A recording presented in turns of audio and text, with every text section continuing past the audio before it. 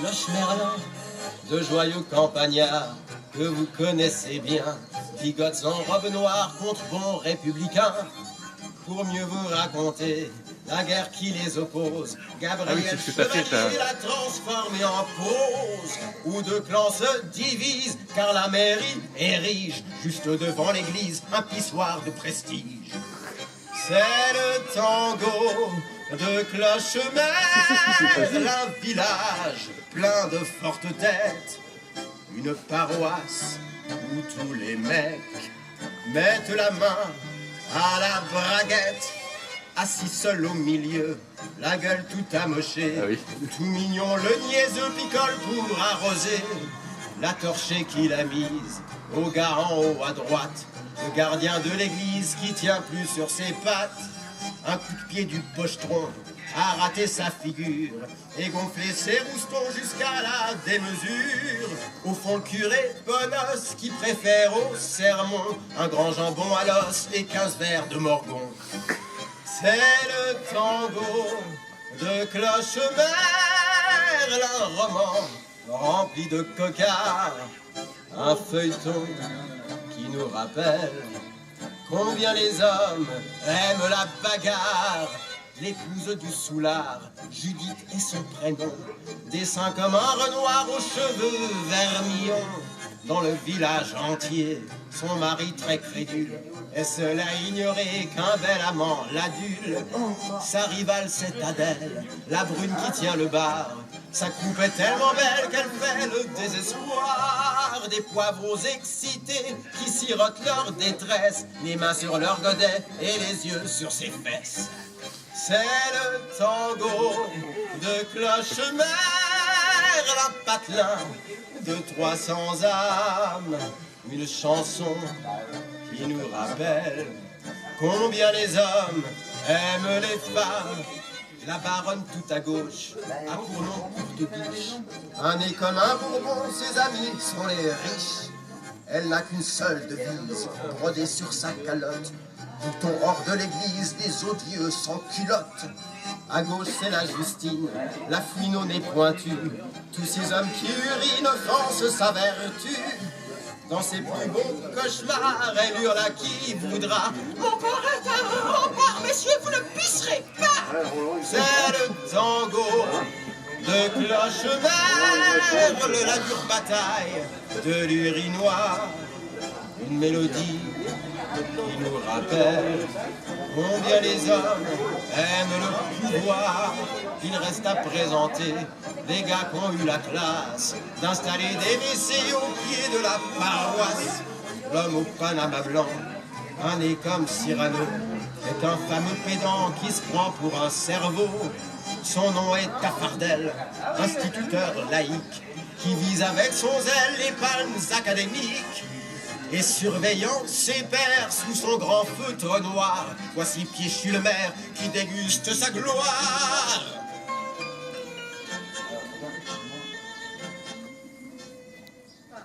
Bon bah ça sera un film blanc. Pas mal, hein, franchement. Attends, c'est pas fini. Oh putain, oui, dans Oh la vache, excellent.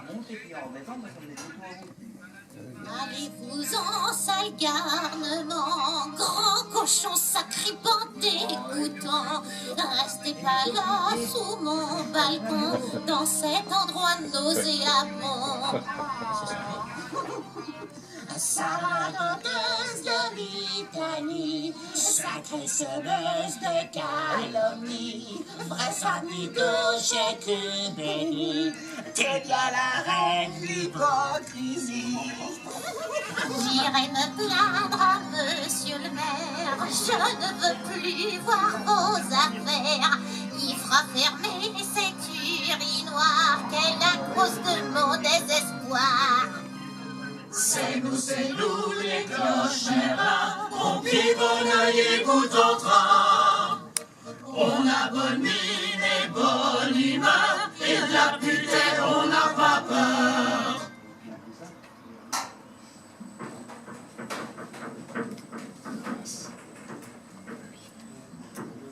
Ah ouais, dans l'église.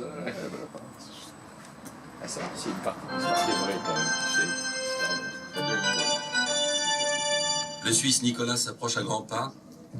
Le bruit de sa hallebarde rassure ses supporters. Il est costaud, paraît indéracinable. Quelle belle condition physique, la cuisse belle, allongée, charnue. Il attire tous les regards. Ah, il semblerait que les deux athlètes s'échangent quelques paroles sévères. Le Suisse semble accuser le coup de ce qu'il vient d'entendre. Tu vas fermer ça et filer de là tout de suite, François. Les premiers échanges sont timides, ils sont sur leur garde, mais la tension monte incontestablement. Personne parmi les spectateurs ne semble croire que Tout Mignon soit capable d'opposer une résistance sérieuse au massif Nicolas. L'avantage est aux Suisses. Fais pas l'idiot, François. Et fous le camp d'ici vivement. On sent la menace dans le ton. Les spectateurs se rangent au parti du plus fort. Tout Mignon s'énerve devant la masse tranquille de son adversaire. C'est toujours pas toi qui me sortiras, déguisé. Oh, un incident imprévu distrait l'attention et finit de troubler les esprits. Du groupe des pieuses femmes et des enfants de Marie qui assistent au match vient de s'échapper un plateau préparé pour la quête qui répand sur le sol une mitraille de pièces de monnaie. Les 5 filles perdant la tête s'accroupissent pour les ramasser dans un grand fracas de chaises bousculées. La foule est en délire. Mes amis, c'est du jamais vu. Ce match atteint son paroxysme. Arrière, Satan! C'est la voix de Justine Putet. Elle vient de pousser un cri déchirant pour encourager le Suisse. Il marche sur Tout Mignon. Je te redis de vivement prendre la porte, ou je te vas botter les fesses, François. Les passions déchaînent des tourbillons.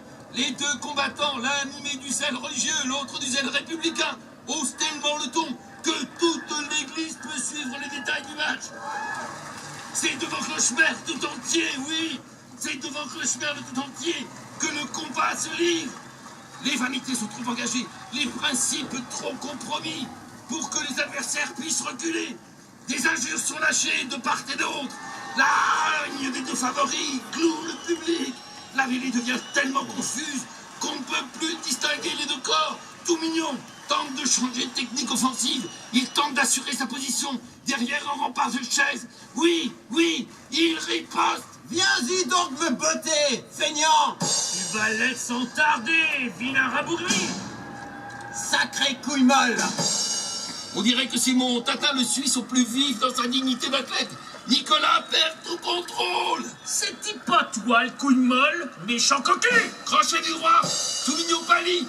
Il fait 2 pas en avant. Il se plante. Il précise ses appuis. Son agressivité semble être à son comble. Répète-le voir seulement, laisse curer. Cocu, je te le redis, prends pas rien de lui. N'est pas cocu qui veut. Gros flair-fesse. Couille molle. Cocu. C'est l'horreur totale. On se croirait sur un champ de bataille. Nicolas lève sa hallebarde comme une trique. Ah! Il vient de frapper de toutes ses forces sur le crâne de Tout Mignon, mais oh! La hampe se brise, oui! Tout Mignon se précipite sur le morceau que Nicolas tient encore entre ses mains. Il s'en saisit à 2 mains. Il veut lui arracher, mais il tente de renverser la situation. Il frappe. Il lance des coups de pied dans le bas-ventre du Suisse. Oh! Une chaise est projetée avec une force fracassante sur une tête. Sur la tête de Nicolas, sans doute, mais la chaise ne retombe pas. Elle a heurté violemment quelque chose. La belle statue en plâtre peint de Saint-Roch, patron de Clochemer, dôme de Madame la Baronne, Alphonsine de Courtebiche.